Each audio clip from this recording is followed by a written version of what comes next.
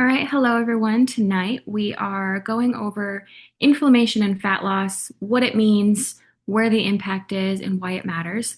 Next week, I'm going to talk a couple teasers when we talk about sleep, and that's because next week we're starting our sleep series, and I'm still writing it. I don't know if it's going to be 2 or 3 weeks, but it's going to be in depth. And like all of these calls, we give information, I give knowledge, and then I also give practical tools so you can take that with you and make those changes.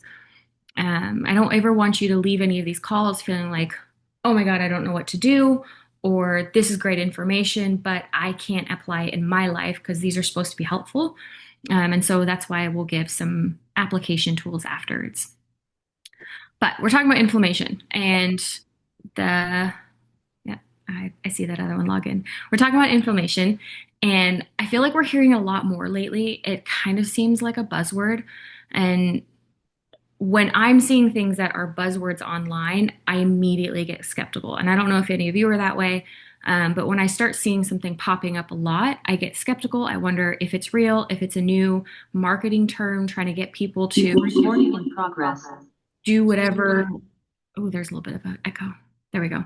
If they're trying to get people to buy a new product that has no value, because we see that a lot too.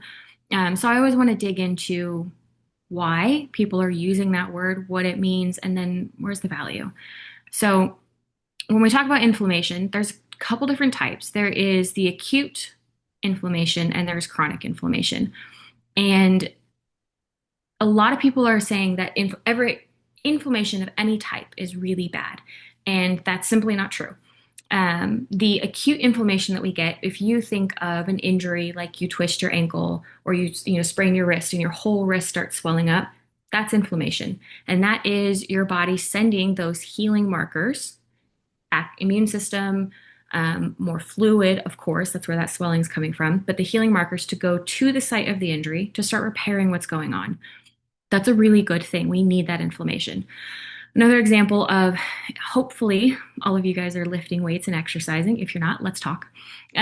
But if you are exercising and lifting weights, that is also inflammation. And again, just because it's inflammation doesn't mean it's bad. The problem that we run into is when we look at chronic inflammation, where something is ongoing, it's kind of like this hidden fire inside of your body telling your body, alert, alert, something's wrong. And your body is trying to repair, your immune system is more activated, and it's causing systemic issues throughout your whole body. And so a lot of people are dealing with chronic inflammation and they don't know why. And because it's kind of a slow progress, they don't realize that it's attributed to that. And so when we're thinking of chronic inflammation, what are things that can um, cause that to happen? So, a poor diet. I know we hate talking about it. We all want to eat healthy food. Sometimes we don't do what's best for our bodies. But there's the anti-inflammatory diet, which is a much more regimented and extreme approach. And then there's also just having a diet high in omega-3 fatty acids as opposed to the omega-6 fatty acids. Our body needs both, but our body needs omega-3s more in a higher ratio than omega-6s. And when we look at inflammatory style foods that can, over time, if you're having them all the time, cause problems, it's the ultra high processed foods that you think about, the packaging, the chips, the sodas, the things that we think, oh, that's probably not in my best interest. A lot of those foods are a more omega-6 fat ratio, and that causes inflammation in your body. If you're having really painful cycles, and sometimes it can be endometriosis, sometimes it can be PCOS, sometimes it's inflammation in your body. And our diet has a massive impact to that. And so whenever I'm talking with people about their cycles and the pain, because inflammation gets your prostaglandins to, I never say that right, to be more active, which increases the pain, and that can be anywhere in your entire lower abdomen. And sometimes when it's in cases of like endometriosis, you're feeling that pain on the external parts of your body, which can be really tough for women. Changing their diet has massive impact for them, and it's inflammation. It's annoying. We don't want to have to address our diet sometimes, but it does impact that. Another example is over exercising. So exercise is great. Sometimes I think we get caught up in trying to do more, thinking more is always better. And if you are doing high intensity workouts, really more than 4 days a week, that could be a problem. It could be leading to more inflammation. Not that your body doesn't need you to move every day and exercise every day, but it's that high intensity all the time. And the reason why that's really a big issue is we're going to go to stress. And stress is this like hidden angry beast that just kind of sits and is quiet. And a lot of us don't realize that we're experiencing that stress. An example is scrolling on our phones. Not everything that we see on our phones when we're scrolling is puppies and rainbows and kittens. And I have tried to convince my algorithm to do gardening and dogs, and it won't. And so the problem with that is we have these little stressors. We think about money problems and we think about job stress. We think about relational stress, whether that's marriage, whether it's with your kids, whether it's with a friend, because our relationships with our friends are just as impactful as our relationship with our spouse. And so these little things, they're small stressors in our body. And we will do another stress series. I did one this summer for 6 weeks. It was awesome. We'll do another one. But stress is a really interesting one because we think we're handling it well. We think, I've got it, it's okay. But if it's chronic and over a long period of time, that shows up as inflammation in our body. And so when you have high intensity workouts or a lot of workouts in the week, you're not recovering properly, you're not sleeping well. And then you also add in these small invisible stressors that just pile up over time. Those add to inflammation. And what it does in your body is your body will release immune markers and cytokines, and it's protecting your body. And so it's trying to do a good thing. A lot of us, we will try to do fat loss or weight loss, or we will try to address immune health, autoimmune diseases, PCOS, Hashimoto's. Those are the ones I like to talk about a lot, but I know there's more. And we're trying to do it, and we think this isn't working. I don't know why this isn't working, but we never address the inflammation and we don't make progress. And the reason why we don't make progress is because our body is in a protective mode, and losing weight is a stressful thing. The people can also, a lot of times people call it a healing crisis. I think it's called a Herxheimer reaction, but it's when you try to heal too fast, and that seems ridiculous. But healing can still be a stress in our body. So if you still try to do too much too fast, your physiological and psychological connection needs some help. It still causes inflammation. So it's kind of a nebulous word where there are lab markers, there are other ways to test and see how that's showing up. You have signs and symptoms. There's a lot to it, but it still can be nebulous when you're looking at the whole person approach. And so I wanted to break that down a little bit on what contributes to chronic inflammation and help you understand that like not all inflammation is bad. And I don't want us to start fearing inflammation. I think when we get into the health and wellness space, a lot of times people start getting afraid. We start looking at what's in our food, and then we get afraid of what we're eating. And then you go down the list and you can't drink water and you can't eat fruit and you can't, God forbid, you eat a vegetable that's not organic because you're poisoning yourself forever. That food fear impacts how your body processes the food. It also impacts how you absorb the nutrients. So when we're talking about any subject and we're bringing up problems and concerns, I never want it to be a let's be afraid, let's be afraid of every type of inflammation, or let's approach this from a point of fear. I really want us to approach it from we understand what our body's doing, let's give it the tools to do what it's supposed to do. Because your body is incredibly resilient and it's just trying to survive. It's just trying to survive.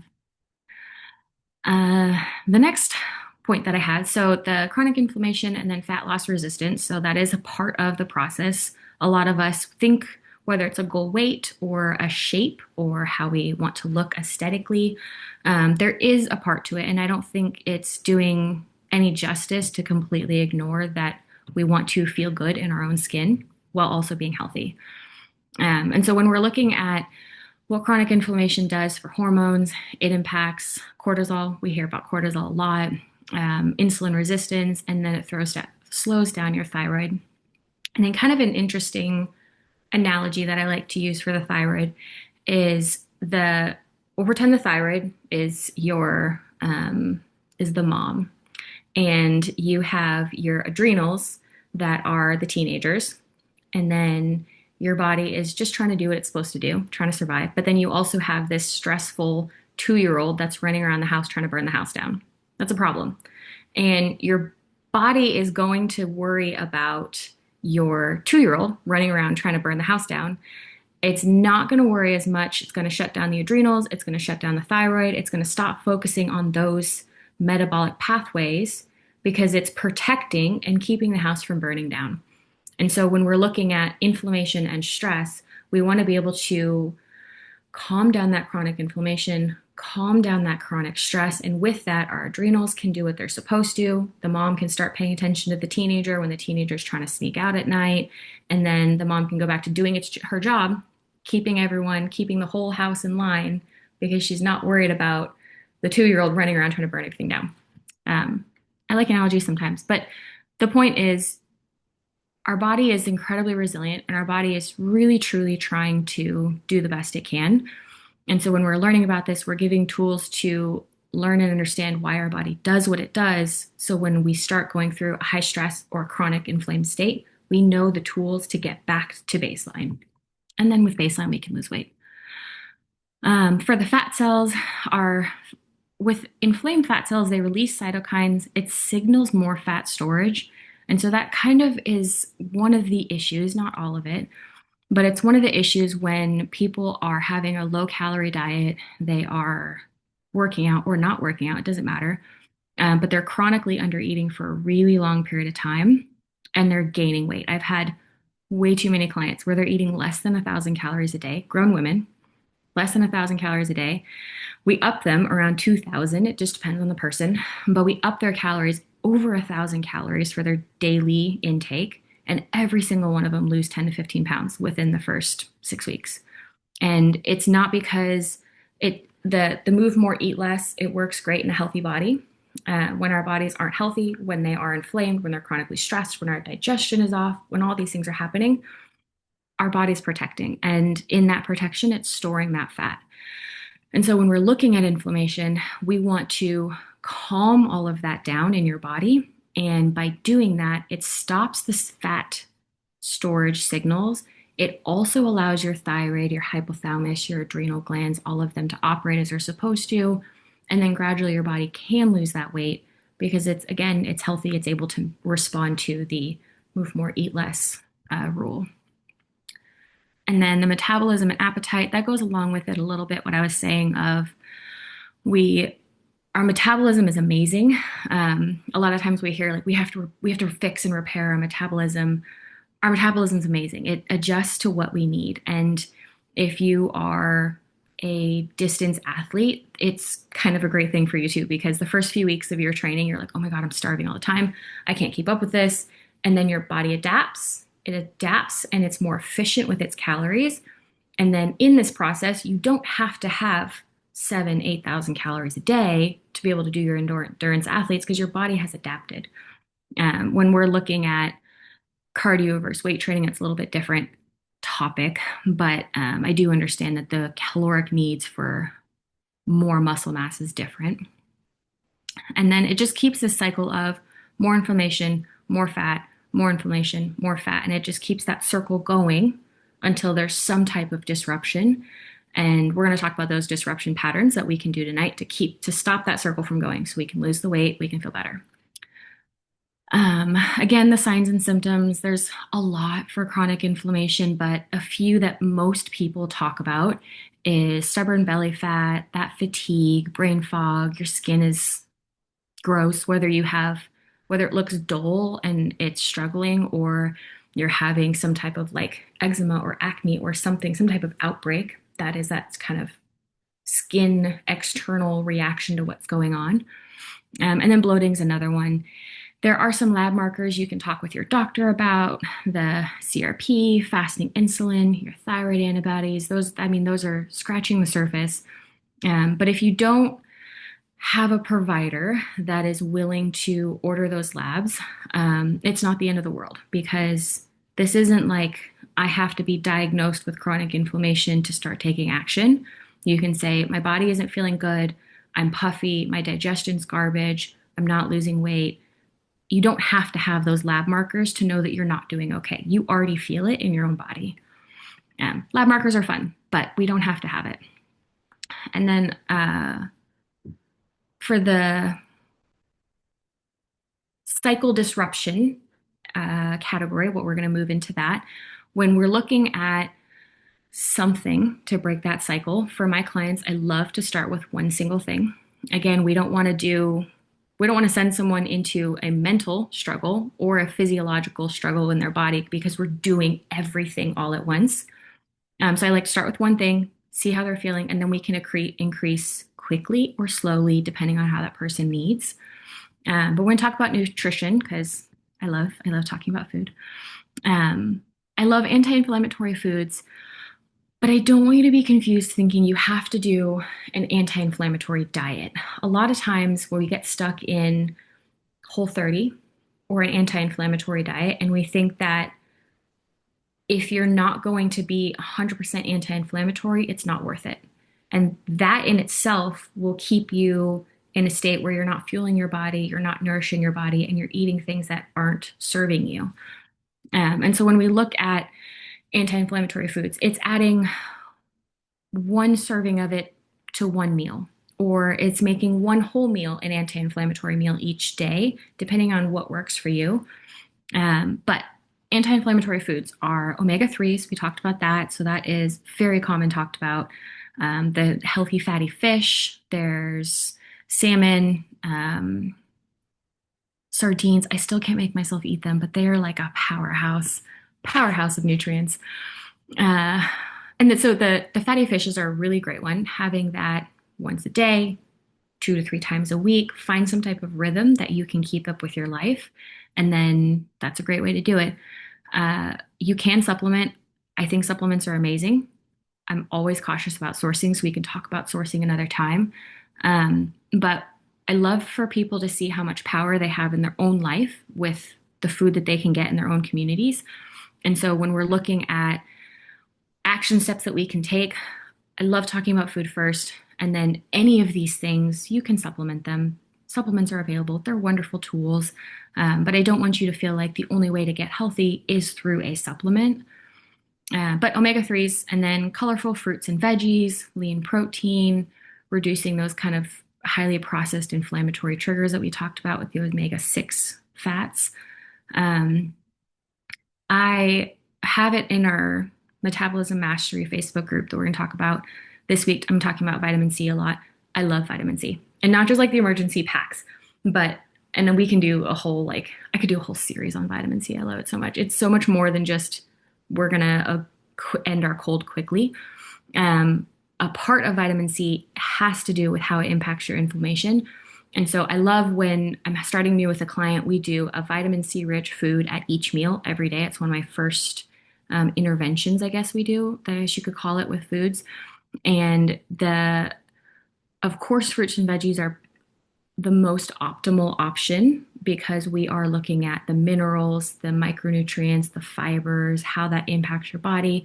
And then even though there's sugar in the fruits, because you have all those other components to it, you're not getting the blood sugar dysregulation issues that we hear online a lot. That's not a thing.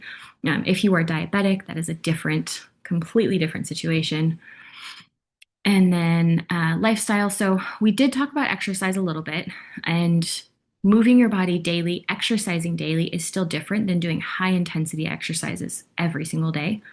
But finding something to move your body depending on what your fitness capacity is, previous injuries, how much you weigh, because a lot of times if someone is 300 plus pounds, the simple movement things are very difficult, but they can do simple things like band workouts, gentle walking, and even that little bit is enough to start impacting what they have with going on with their body.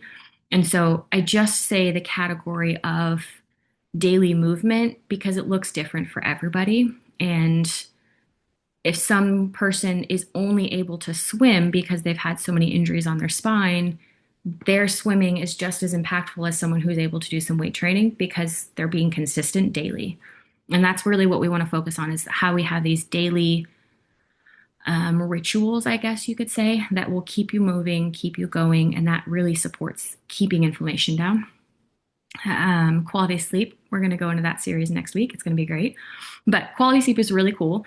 It does impact your hunger, your ghrelin and leptin, hunger and satiety. It impacts insulin. It impacts your mood. It impacts inflammation. It impacts how you store fat.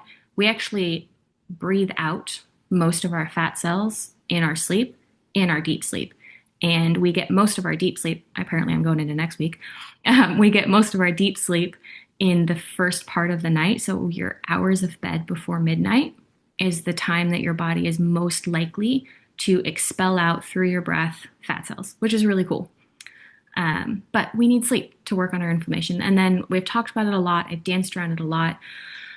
Stress management is a really big deal. It cannot be taken out of this conversation when we're talking about inflammation because how I talked about the relationships or job stresses or the stress of working out too much or the stress of not fueling your body, it's still a stress on your body.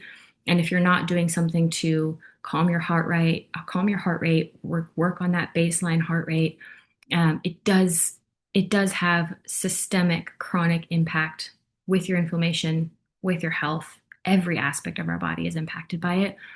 And if you are not someone who, um, like, more stress management, people talk about therapy. If therapy is not something where it hasn't worked for you or you don't feel like you can afford it, starting simple with even breath work, starting simple with putting your legs up the wall, 10 minutes a day, breathing deep into your belly. You don't have to change your entire life right away. You don't have to change the entire stressful situation, but doing one small thing each day, it really does have profound impacts.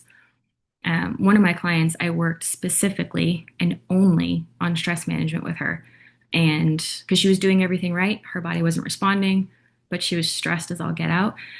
We worked on stress management and it was 5.5 weeks for her, but then her body started responding. So that consistent daily effort, her body had to learn that it was safe, it was okay, and then it was able to let go of the information, and then start functioning how it was supposed to function.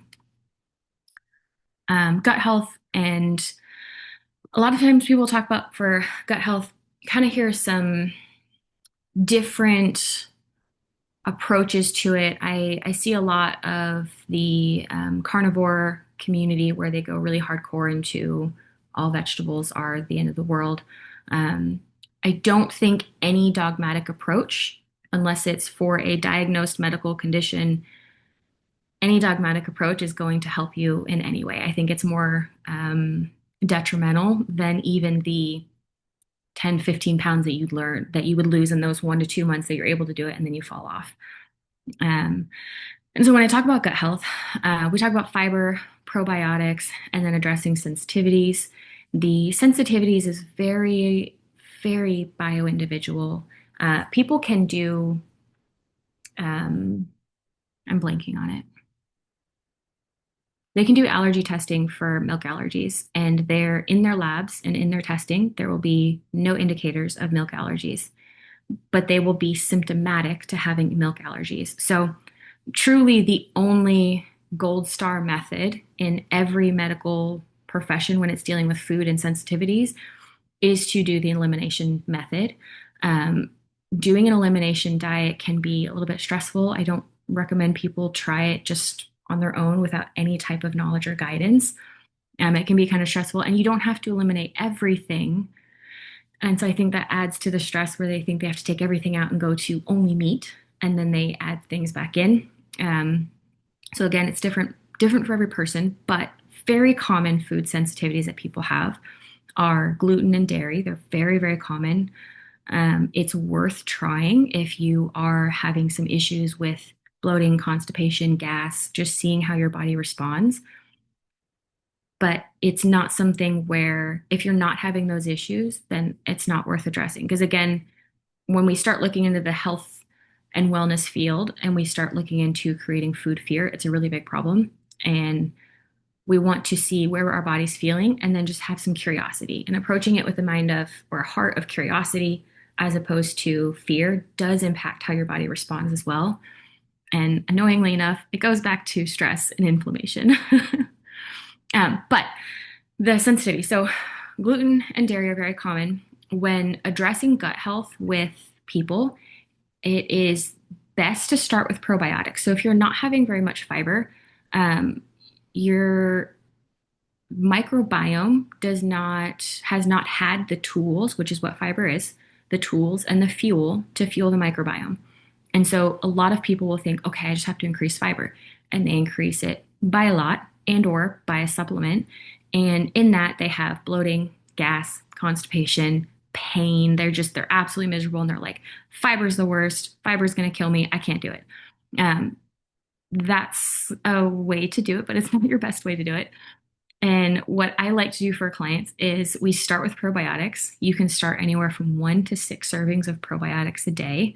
And when I'm talking about probiotic sources, I'm talking about low sugar fermented foods. The reason low sugar fermented foods, you don't want high sugar fermented foods. It does impact what your body's doing with that. And it's the microbiome that we're talking about. And then for fermented foods, so there have been quite a few studies more recently that the fermented foods over like a probiotic pill outperform and your body responds, so you're able to absorb, and then it responds better to a fermented food. I do have a guide if you want that. But when we're talking about low sugar fermented foods, that is um, plain, unfortunately, plain yogurt, plain kefir or kefir, however you want to pronounce it. You can also do water kefir. And then kombucha, I never say that right. It's typically a more of a high sugar option, so that's not the best option for you. But then stuff like pickles and sauerkraut and kimchi, those are all low sugar fermented foods, and a serving of that is like a tablespoon. So if you're having a sandwich with sauerkraut on it, you probably have like 5 or 6 servings. And so it doesn't have to be crazy complicated. That's kind of my point in that. But adding the probiotic sources first for a couple weeks, 1 to 6 servings, and then slowly, gradually increasing your fiber, what you've done is you have prepared your microbiome with the tools that it needed. And in that tools, it is the better balance of microbes and then sometimes the messaging between the microbes. But it's prepared your microbiome. So when it gets the fiber, it can actually do what it's supposed to do with the fiber. Because fiber, we don't absorb fiber. We're not, anytime we eat fiber, it is only for our microbiome. And we need to feed our microbiome. It's really important. And it does impact inflammation. So I like to talk about gut health, but I like to break it down in that little bit because sometimes people will run to the fiber supplement and then they're miserable, and I don't want you to be miserable. And then if you are dealing with any type of constipation or pain or cramping and bloating, one of the first tools that I love to give people is aloe water. You can find it in the Hispanic, sometimes it's in the Hispanic or it's the international aisles in a grocery store, but it's all of the different food group types or specialty waters. But you can get flavored or unflavored aloe water, and it's very gentle on your body. It's not going to cause pain, cramping, diarrhea, or anything like that. So if you're dealing with any type of constipation, that is one of the best tools to use over a laxative. And so I hope that helps. And then the last tool that I wanted to talk about, and I saved this for last because it's really important, but it's also really powerful. So I want to talk about peptides. And we've heard a little bit about them lately. I feel like branding is changing. Sometimes people will say GLP, sometimes people will say the peptide, sometimes people will say the peptide name like BPC 157. And then you're like, oh my God, what is that? That sounds crazy. What is that name? And I get it. I was suspect at first too when I first started hearing about it. And then I did the research and I was blown away by how incredible they were. But what are peptides? Okay, so peptides are a small chains of amino acids. What is this? That's proteins. And then it signals healing, repair, and then it develops balance within your body. And so we're talking about inflammation tonight. And one of the tools that I really love with a peptide is the GLP and GIP. And it does in a microdosing option, and you can get that through LAMD. I work with them. Um, we can, if you want to talk about that, I'm happy to spend as much time. I love talking about them. Um, but the reason I like the GLP and the GIP is looking at the data and the studies and how people respond to it is people will have less symptoms, a higher weight loss, and a um, lowering their inflammatory markers. I'm sorry, lowering their inflammatory markers at a higher rate than if they did just the GLPs by itself. And so when we're thinking of a GLP, some of the brand names in the medications is like the Ozempic. When you hear that, that's what it is in the. It's the exact same thing in the chemical formula, 100% the same. What's different is the dosing, and that's how doctors are able to manage that in a way where they can provide the microdosing option and really give people truly healing tools for inflammation. I'm going to go into a couple success stories for my clients, but the if there is any question, whenever I'm talking with someone, I recommend the GLP and the GIP together because they were more likely to not have symptoms with those in a microdosing option. And then even in the full weight loss dose, people still respond better. And so I like to recommend that for people. And then it does improve metabolic function and it supports recovery and hormone balance. So we're not saying that this is magic. We're not saying that it's the end all be all. What we're saying that is this is an amazing tool. And in this tool, you can cut down that inflammation while you're learning what these other interventions are. So let's say that you're listening to this call and you think my exercise is crazy, my diet is crazy, my sleep is crazy, my relationships are crazy, everything is crazy, my life is too stressful, I can't do any of these changes, I can't pick one. Choose a GLP. And the reason why I'm saying that is the it does impact inflammation, but it also has a mental health impact on people. And the more people that are taking this, the more people that are talking about it. We talk about now more, we talk about food noise a lot. Um, and until it's gone, you don't realize that you had it. And that's kind of a big deal. Like, no one would out willpower me. I am a very stubborn person, very stubborn person. No one's going to out willpower me. But I was thinking about food literally all day long, and it was stressing me out. And it's dumb because I work with food, I help people with food, I like to eat food, I like to cook good food. So it's more than that, and it's a little bit difficult to explain because I'm still learning how it happened in my body and how I'm responding to it. But in that, it calms your mind. And GLPs are also being used as addiction treatment with people. There's been quite a few addiction clinics that have started using it and prescribing it in microdose options. And people are doing better because it's helping to calm their mind. And a part of that is inflammation. But when you're looking at too many things to change, I don't know where to start. I think this is a great way to start because it helps take some of that helplessness feeling out of it, and it gives you a little bit more power. So when you're feeling more powerful, you're feeling more empowered, you think you can handle it, then start tackling the other things. So I do think it's a really great option. It has been absolutely life-changing for me. There are other peptides that I want to bring up. So there is the BPC 157. LAMD pairs that with TB500, which is an amazing combo. TB500 also has a mental health component helping people with anxiety. So that's a really cool thing. You're like, I don't know where to start. Start there. But I do like it. And I like TB500. So it does have that mental health component. It also works on your heart health.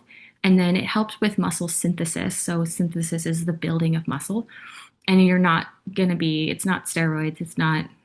We're not going to roid out here. It just helps your body in the normal processes. And then TB500, aren't TB5, BPC 157, that is like universally known as the healing peptide. And I really love this option because a lot of times when we're having chronic inflammation, our body is hurting, whether that is an autoimmune disease, whether that is chronic stress. Having something that is a healing peptide can help your body give the tools it needs to do what it's supposed to do. We've talked about gut health a little bit, but in that, with our gut health, it kind of like we're hearing more about the gut brain axis and how it's all connected.